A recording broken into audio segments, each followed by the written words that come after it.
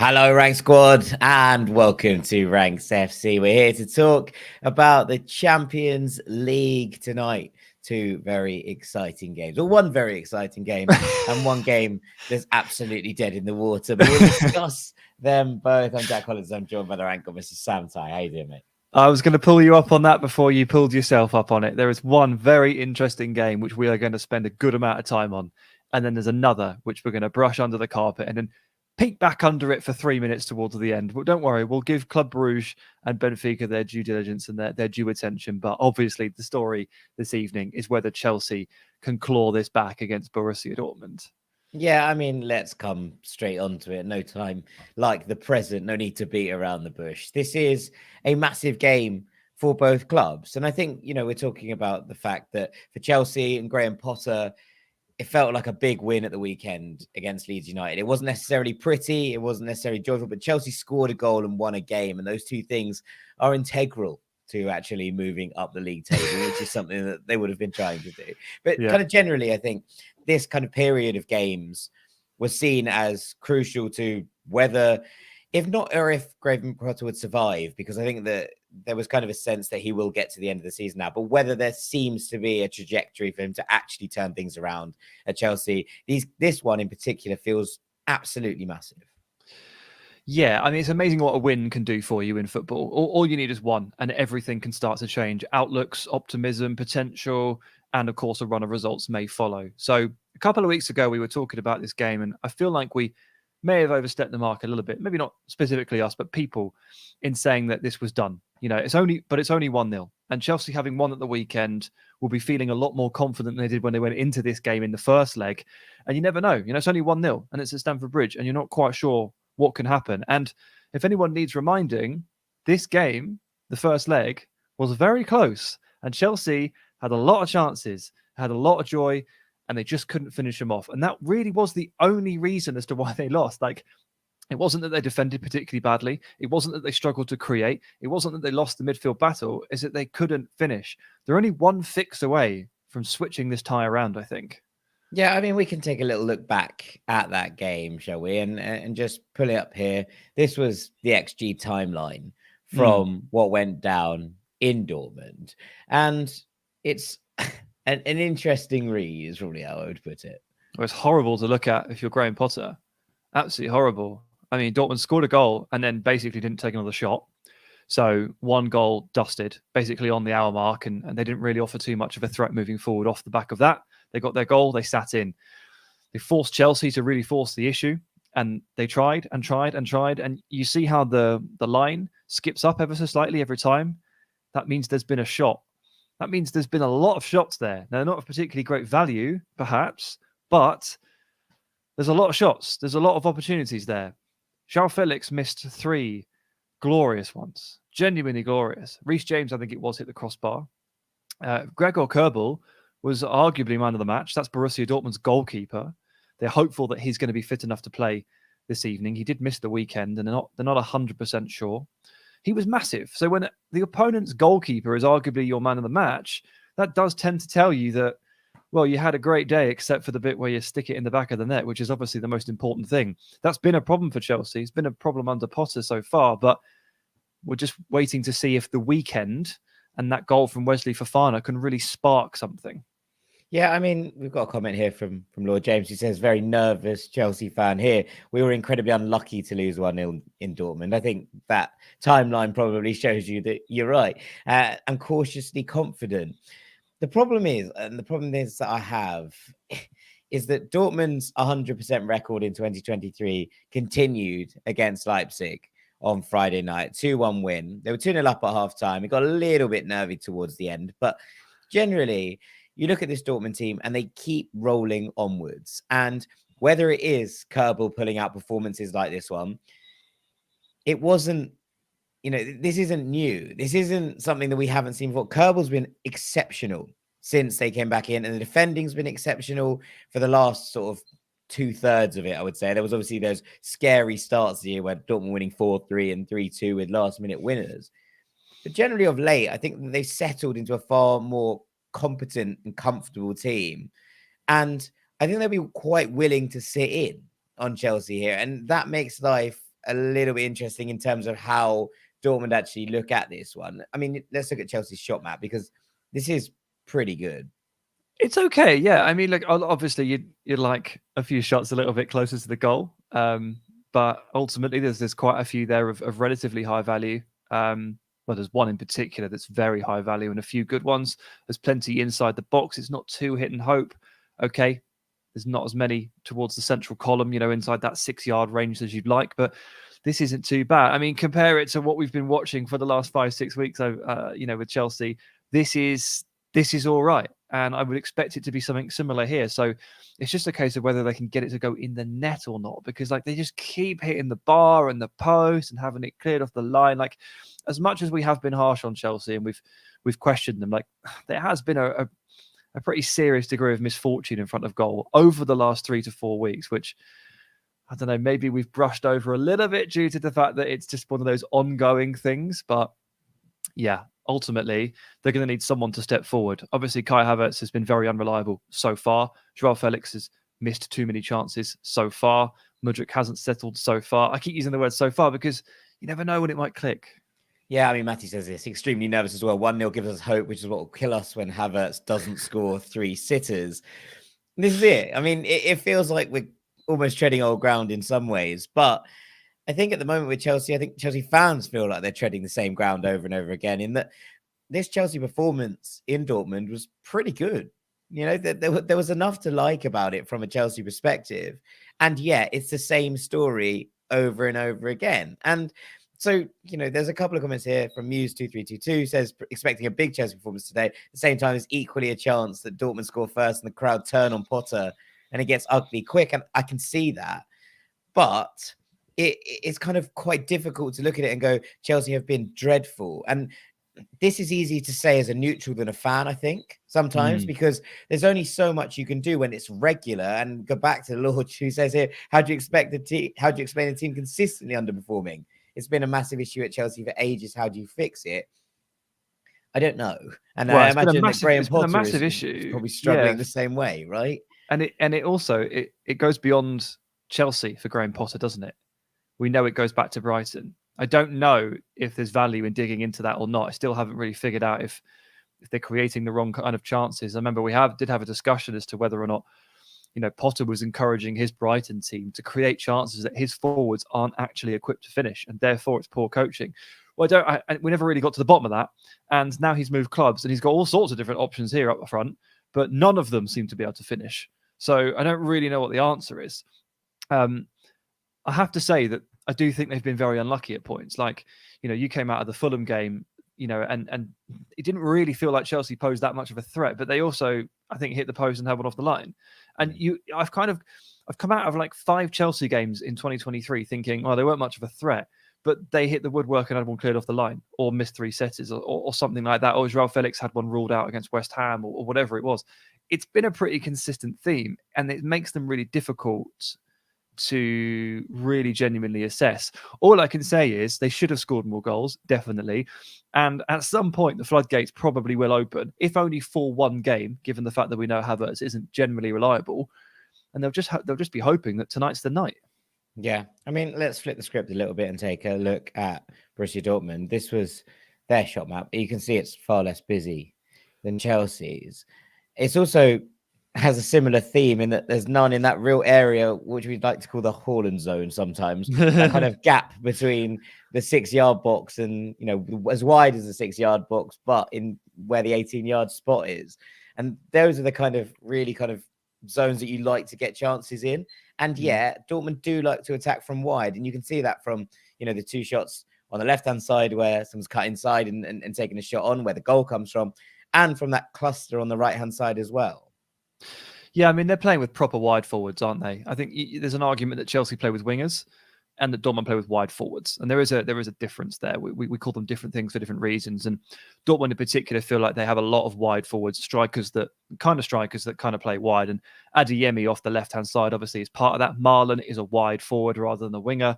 Brandt is certainly behaving like a wide forward right now. And Marco Reus would as well. So I think those kind of areas you expect to see shots from Dortmund. The star is the goal. That's where Adeyemi obviously goes around Kepa on that big long run. that made me make a Gary Neville noise and slots it home. Really, really good. All the ones outside the box, mostly Emre Can. He does. Shrug. Yeah, one of those. He was, yeah, I wish he'd stop. But man, one of them will go in one day. But really, Dortmund didn't attack after the 60th minute. We saw that. They did sit in. They didn't really take another shot. We saw that on the XG timeline. Their value did not rise following the goal. These were all taken. They eventually got one, and then they sat in and held firm. And they did need Kerbal to play well. They did need the help of the woodwork. That is what gives Chelsea some hope ahead of tonight. Yeah, okay. Shall we take a little look at how the teams might line up? Shout out to the people at Who Scored for creating these little visions of how they think things are going to go. Do you agree with this broadly, Sam? Are we going to see this three at the back from Chelsea? Yeah, I mean, that's the big question, isn't it? We fielded the same question on Monday on our Patreon post box. And, they've just won the game at the weekend with the three at the back. Fofana there at right centre back, but obviously here he's going to probably have to move over. Nobody is Shield. He can't play. He's not been registered. Obviously no Aubameyang either, and a couple of others too. 3-4-3, maybe after the win you don't want to rock the boat too much. How often have they changed week to week at this point? How often do you tune in for another Chelsea game? It looks completely different once again. Oh, the centre midfield partnership has changed. Oh, they've gone to a different forward alignment. Oh, it's Datra Fofana. Oh, it's Havertz. Oh, it's Aubameyang. It's all sorts of things. I mean, look, it feels like this game, the first leg was 3 weeks ago? And that's not a long time. But in football, it can feel like it sometimes. And 3 weeks ago, Mudryk was just getting his teeth into this team. And now you'd be surprised if he starts. It's just chaos over there at Chelsea, isn't it? Just absolute chaos. I sincerely hope Reece James is fit. Obviously, he missed out at the weekend. No Thiago Silva, so Koulibaly becomes a really important veteran presence in that defence. I can take or leave the back three. I'm really not sure it seals their fate one way or the other. But if this is what he wants to go with, fair enough. Yeah, I like this from Matthew. He says Badiashile being left out of the Champions League squad is the worst decision that Potter's made so far. Yeah, I can't help but agree, I'm afraid. So you can only register like three. One weirder one. And it was Enzo Fernandez, and it was Mudryk, and it was Felix. So Felix has to go in because he's on loan. Mudryk cost 100 million. Fernandez cost 100 million. That's it, isn't it? It's hard, isn't it? And I think when you don't expect the injuries that maybe Chelsea have had in these areas, then it's one way or the other. But it doesn't sit nicely. He says, "How can Potter truly expect consistent performances when, as someone who watches every game, I truly don't know who's starting each game?" This is the catch-22, I think, of Chelsea at the moment. In that, obviously, a lot of talent has been signed in the January window, and we've talked about this a little bit more at length on the podcast. But just kind of briefly. You want to work out, especially for next year, who the pieces are that you want to be able to rely on. And yet, when you have someone like Joao Felix come in and provide that spark and you need to be winning games this year, it's very hard to leave him out of the team. And yet you've got the likes of Mudryk, who's been brought in on a massive fee, coming in and you're like, well, I probably should play him, but I know that Chelsea will be better if I play Joao Felix, even though he's not here next year. And also, we've paid a ridiculously large loan fee for this man. So every time I don't play him, his cost per game goes up. He's stuck in this kind of situation where I don't think he can win either way. And it's not a nice one, I'd imagine, for any manager to be in. Even if people will say, oh, look at the amount of talent that Graham Potter's been given. He's talked about training sessions and trying to keep everyone involved.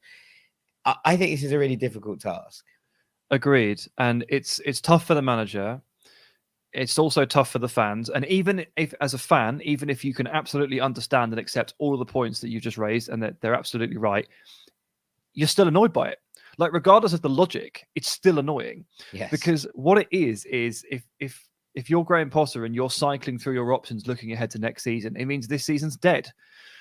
So that's rubbish, because you want to support your team and you want to see them doing everything they can to win now, tomorrow, the next day, the following weekend.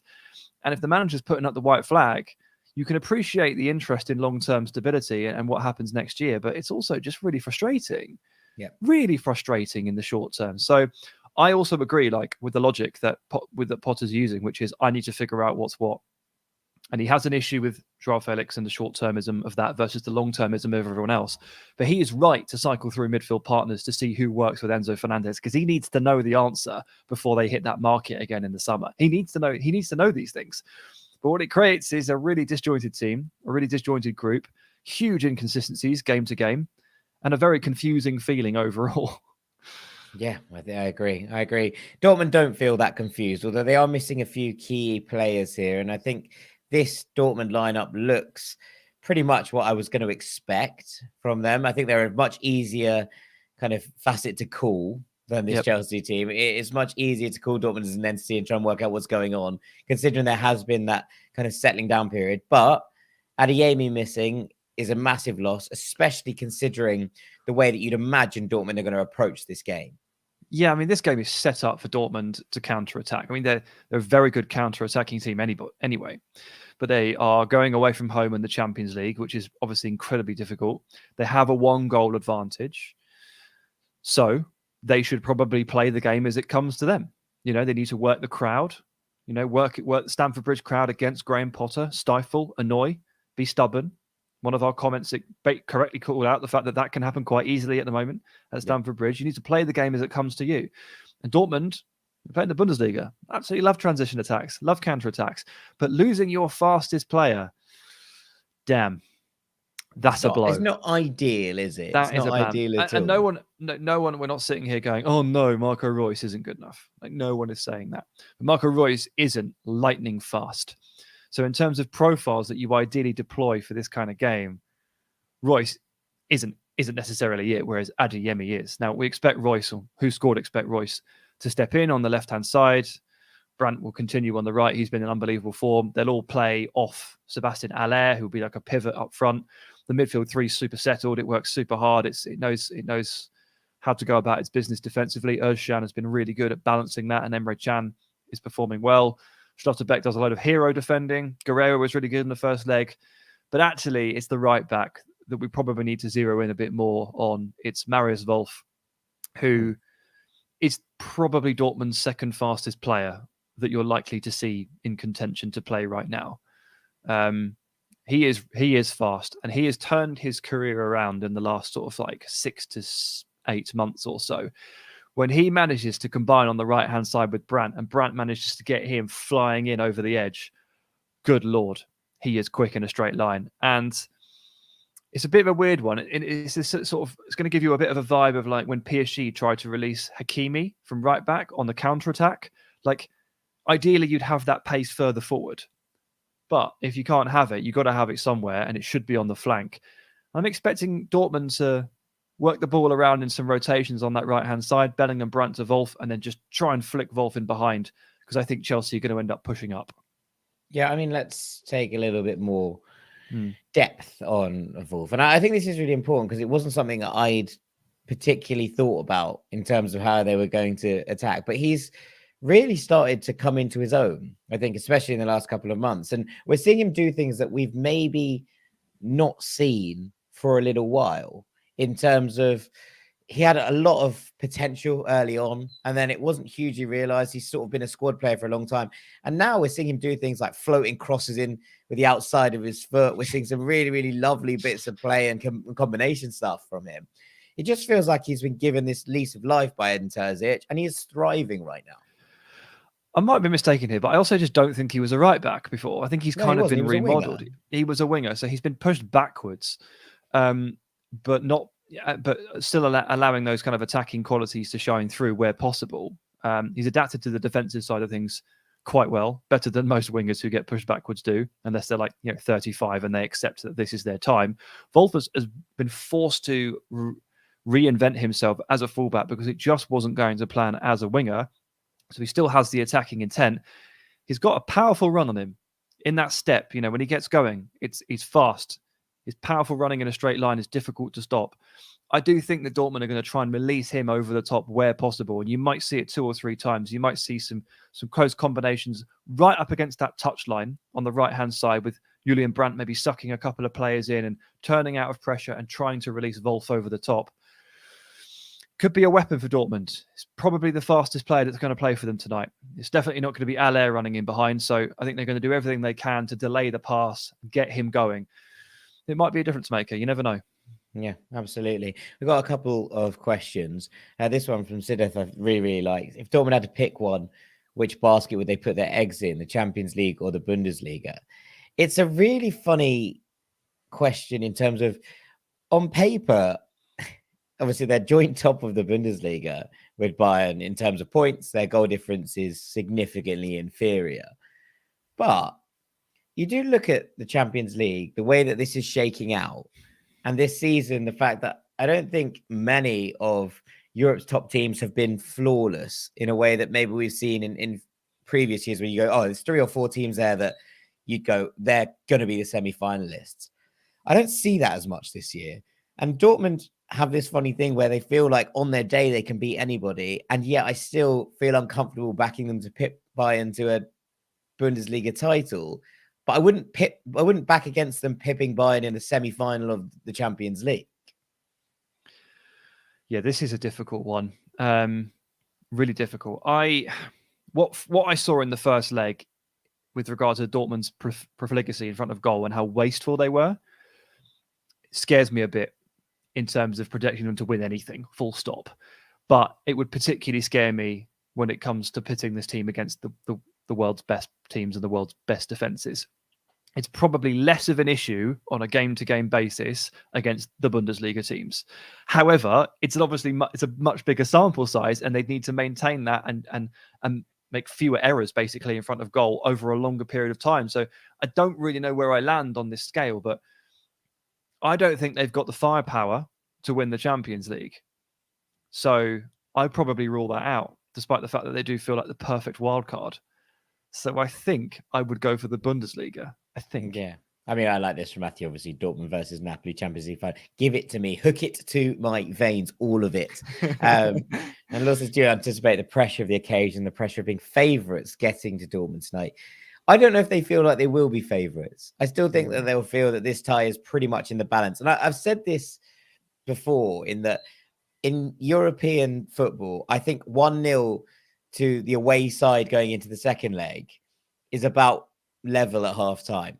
Yeah. Generally, that's where I feel like the tie is. I think if you go away and it's a draw away from home and you come back home, you feel like you're in the advantage. Like Manchester United against Barcelona, the 2-2 at the Nou Camp, I think will have got to the point where Manchester United would have gone into that second leg and gone, yeah, we're probably favourites to go through here. Whereas I think 1-0 or a 1-goal lead to the away side is probably about level. So I think it probably is a 50-50 game. And I think that will probably help Dortmund, and they won't go into it being like, okay, we know that we're in control of this tie. And you throw back to the year that Chelsea obviously won the Champions League under Roberto Di Matteo, and the Napoli game always jumps out at me. I think it probably was on this day as well, which helps. I think I've seen it a couple of times today on social media throwing around. But it was 3-1 to Napoli after that first leg. And it felt that Napoli were in control of the tie. And I know that these moments, and I was with a load of Chelsea fans at university at the time, and they just sort of were like, well, we're out. And then the fact that the goals started to go in, the belief rekindles. And then there's this kind of idea of, oh no, are we going to throw it away? I don't think Dortmund will feel like that. And I think that's probably an advantage going into this. Yeah, I don't know how much teams think about this sort of thing. Like whether or not they think they're favourites, I don't know. Whether they've given this conversation any thought whatsoever, I mean, I have no idea. I expect them to turn up, and I expect them to play the game as it comes to them. I expect them to know that they can use that crowd against Chelsea if possible. And I think they know that they're going to be able to play on the counter-attack. But they also know they're going to have to weather some serious storms and some serious pressure because they just played them and Gregor Kobel was man of the match. So they're going in with their eyes open here. Like they're not going to be tricked into believing this or that or the other. I don't know how much they're going to think about it, but they know they're in for a hell of an examination here. Yeah. Okay. Mo's given us a question. If you're a director of football for Chelsea, what would you do to bring Chelsea to the top? Mo, that's a completely other episode. That's a full podcast on its own. I think that one's going to deserve its own time at a different point. So we're going to skip past that one. But there is one last question on this, and then we're going to flip games. Abhinav says, is Potter making a mistake by not starting Aubameyang? He was amazing for Barca, and I bet he'd score more goals and be more clinical than Loftus flipping cheek. I agree with your second point, and I would probably still say no to the first one. Well, obviously he can't play in the Champions League because he's not registered, but he's also just completely and utterly abandoned him on a Premier League front as well, for the most part. Did get on against Tottenham, which was a surprise, but for the most part, he's been largely exiled. They tried to send him to LAFC last month, so I think we know where Potter's head is at on that one. I don't know with Aubameyang. He's never been my favourite type of striker. He's literally the type of striker that I despise personally. The one that gets on the end of chances but does almost nothing else. Not for me at all. Give me a striker who works devilishly hard, elbows people in the face, and only scores 5 goals as your team go down in 19th. That's my style. That's what I want. So Aubameyang's not really for me. So I don't blame Potter for dropping him. I mean, but the thing is, Chelsea create a lot of chances and don't finish them. The argument is that Chelsea don't need any help getting into the final third. They just need help putting it in the back of the net. So maybe benching and exiling Aubameyang is the wrong move. Although, again, we will bring it back to that point, which is Potter is trying to look forwards. And there just cannot be like a 2 to 3 year period or future here in his sight that includes Aubameyang. It might include a player like Aubameyang, but probably not him. Not at this age, not at this point. So if he's looking forward there, I can understand what's going on. Yeah. Okay. All right. Let's flip this to the other game tonight, which is Benfica against Club Brugge. Benfica 2-0 up after the away leg in Belgium. And it's not looking good, is basically how I would put it, for either Club Brugge's chances of progressing in the Champions League or just Scott Parker fundamentally. And Dwaraka says, hi Jack, big fan of the channel. Thank you for joining us. Do you think that Parker has what it takes to turn it around at Bruges? I'm gonna say no. I appreciate that Scott Parker is probably more talented a manager than maybe at times I give him credit for. But I think when you look at what Bruges' last results have been, there was a 2-2 draw in the derby with Circle, who are 4 or 5 places below them. And then this weekend, they went away to Oostende, who are 18th, I believe, or at least in the relegation zone. 16 of 18, not 18 of 20. They're all Oostende, yeah. And lost 3-0. And so that's not just losing, that's getting absolutely cream crackered. They were torn apart. They had 69% possession and 3 shots on target. It's just so Scott Parker. It's everything we saw when things started to go wrong at Fulham, in that there's a lot of ball and then ultimately the team do absolutely nothing with it. The most damning stat I've heard is that the Club Brugge striker hasn't scored since October.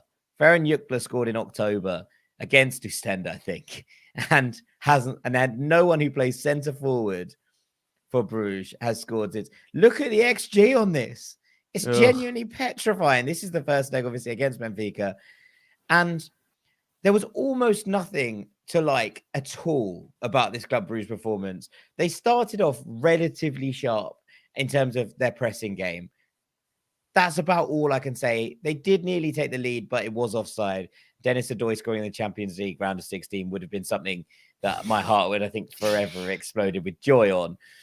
But it was clearly offside. And the fact that they created almost nothing from that point onwards was kind of damning. And I think just a testament to how well Benfica controlled this game. And I didn't think Benfica got out of third gear. And that's the thing, isn't it? You're looking. I mean, they're worlds apart. These two teams are worlds apart. The two managers are worlds apart. Roger Schmidt against Scott Parker, but the quality of these two teams, combined with the form, is I mean, and coming into this off the back of 3-0 at Oostende is just gross. I'm just reading Scott Parker's comments on that game while you were talking. He said, it cannot be justified. It went wrong everywhere. That's a hell of a way to warm up for Benfica away. It's just like, I feel like I've watched this play out before. And I was going to say weirder things have happened in football, but I actually don't think they have. I think this would be up there with the maddest turnarounds, considering the form of the two sides and where they currently sit in the kind of order of how I'm looking at Europe's top sides this year. I'm like, nah, it's an impossibility. And I think you look at the way that Benfica have played this season and you look at their stats at home. Bruges are going to need to score twice and not concede at a very minimum in order to go through. You look at Benfica's home record this year, they've averaged around 3 goals a game, and that their XG is pretty much the same, so that they're on track. They've averaged an XG against of 0.71 per game at home. They've conceded 9 times in 12 games. It's just like you're looking at it and going, there is nothing that I can see in this game whatsoever that can turn this around from where I'm standing. Noah Lang was the only bright spark in terms of attacking motion from Club Brugge in this first leg.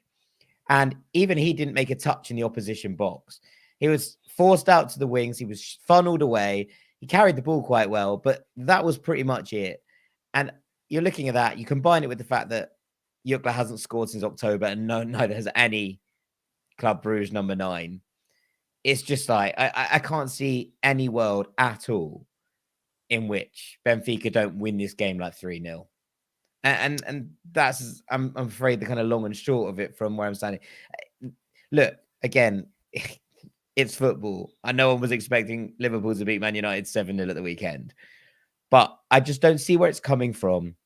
And I don't think that Club Brugge have the ability defensively to shut down an attack with this much composure and a really good cohesion as well, I think, this season. Something like João Mario scored half of his career goals in this season for Benfica. We're talking about a team where Alex Grimaldo has rebirthed himself as one of the best left backs in Europe once again, where Rafa Silva is coming back to full fitness and starting to shine in these spaces again. I think what's really interesting about these predicted lineups is that Ausnes has kind of played as an interior winger on one side that's allowed Benfica to have loads of shape. I don't think they're going to do that tonight. I think they'll be like, yeah, stick him in centre midfield. This lot have nothing. Well, I think that might be partially forced because Chiquinho came off injured, didn't he, recently? He did, and he's been playing next to Florentino Luis post Enzo. So it might just be like, we have to do it. But yeah, Ausnes, I mean, when you said 3-0, did you mean 3-0 on the night or 3-0 on aggregate? I meant 3-0 on the night.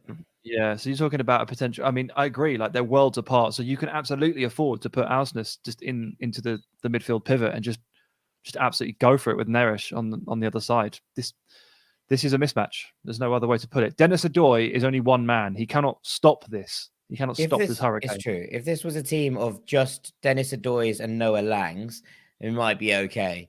But generally, no, they're still managed by Scott Parker. What's mad is that Club Brugge went to Portugal and won 4-0 in the group stages. We're against Porto, who are behind Benfica in these standings, but not by miles, right? And that was a really impressive performance. And the regression since then from this Club Brugge side is startling. I just can't see this going any way other than a comfortable Benfica win. And well, after tonight, Jack, maybe they'll start to look ahead. They'll do a Potter. They'll start to look at their bench, their youth, and maybe they'll start playing with a few combinations. Yaremchuk joined Club Brugge, didn't he? From Benfica, and hasn't really played. They've got a bunch of players really that just aren't really really in the circle. So maybe tomorrow morning is when they start to look forward. Yeah, I think so. There's a couple of questions to finish us off. This from Matthew says, who's been a worst appointment, Potter or Parker? Parker. Yeah. Parker. Also, which one of them is your least favorite hero in a franchise? Parker. Yeah. I just don't think that I can't see that anyone who's watched what's happened at Fulham in the Premier League and then at Bournemouth and then thought, yeah, that guy seems like a really good guy to have around the dressing room and he'll really inspire our players, especially in a language that he doesn't speak as a first language, was thinking. But yeah.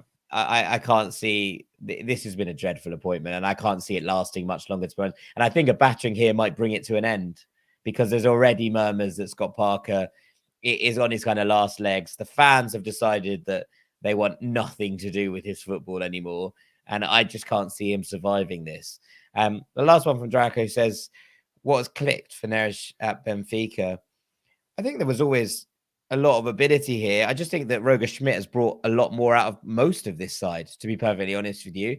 And you're looking at this Benfica side who have lost a key player in Enzo Fernandez to Chelsea at this point and have just kind of kept on running. And it hasn't seemed to have affected them in any sort of major way. The only kind of blots on the copybook this season have been the exit in the Tassa to Braga, which was on penalties, and the hammering they got when they came back from the World Cup break, both at Braga's hands.